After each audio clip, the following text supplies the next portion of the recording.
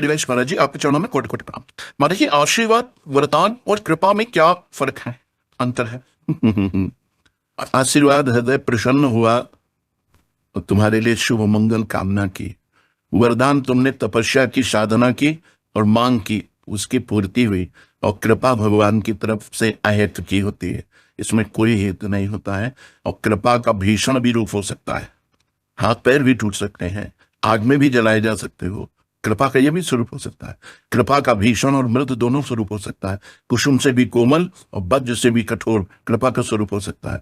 लेकिन आशीर्वाद, मंगल, वरदान अपनी साधना का फल, और कृपा अहेतु की। और ये प्रतिकूलता, कृपा कैसे? प्रतिकूलता इसलिए कृपा होती है क्योंकि अनुकूलता में बंधता है जीव और प्रतिकूलता में मुक्त होता है।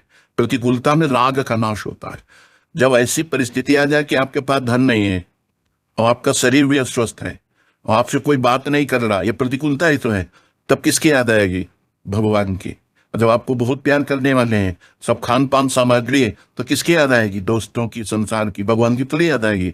प्रतिकूलता में भगवान की याद आती है, और भगवान की याद आना मंगल है, क्योंकि भगवान मंगल भवन है। इसलिए कृपा, प्रतिकूलता वो कृपा है जो बड़े बड़े बंधनों को एक क्षण में काट देती है और काट कर भगवान से जोड़ देती है। उसे प्रतिकूलता कहते हैं। तिरस्कार, अपमान, निंदा, निर्धनता, सब सुखों की हानि हो जाना, ये सब कृपा से होता है, क्योंकि इससे भगवान से चित्त जुड़ता है। और जब अनुकूलता, सम्मान, प्रतिष्ठा, धन बढ़ना, इससे संसार से मन, और संसार से मन जुड़ने का मतलब है संसार नाशवान, हमारा समय व्यर्थ गया।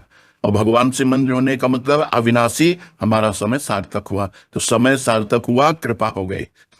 समय व्यर्थ चला गया, हम कृपा से वंचित रह गए। इसलिए भक्तों ने, संतों ने इसे कृपा कहा है। ये हम तो सम्मान, यश, प्रतिष्ठा और जो अपने मनानुकूल होना, इसी को कृपा मानते हैं, पर इसको तो हम उस समय समझ ही नहीं आता। हाँ, तो इसीलिए भगवान अपनी तरफ से देते हैं, भी तुम्हारी चाह थोड़ी करते हैं, अपनी तरफ से देते हैं। जब भगवान कृपा करते हैं तो उसके सारे बंधनों को काट देते हैं। जहां जहां उसका बंधन होता है वहीं वहीं वो कुल्हाड़ चला देते हैं। फिर आखिरकार रो के भगवान की तरफ चलना पड़ता है। सारे दरवाजे बंद कर देते हैं, अपना दरवाजा खुला कर देते हैं। कृपा है। अगर वो कृपा न करें तो हम इसी में फंसे रहें। लेकिन मरोगे तो तुम्हारे साथ क्या जाएगा? न सम्मान, न नाम, न बैंक बैलेंस, न घर, न मकान। तो धोखे में रहे कि नहीं रहे? स्त्री, पुत्र, परिवार, घर, मकान, बैंक बैलेंस सब आपका यही रह जाएगा, आपके साथ कुछ नहीं जाएगा। अगर कृपा हुई है तो दुख विपत्ति से पीड़ित होकर के आपने भगवान को पुकारा, भगवान को अपना माना, भगवान का भजन किया, अब आपका जन्म जन्मांतर तक कल्याण होता चला जाएगा। ये कृपा है भगवान की, जो भगवान की याद दिलाती है। बलिहारी है उस दुख की, बलिहारी उस विपत्ति की, बलिहारी उस अपमान की जो भगवान से जोड़ दे, और धिक्कार है उस सुख को जो भगवान को भुलवा दे। तो सार्थक है कृपा भगवान की, वही हमको भगवान की तरफ जोड़ती है।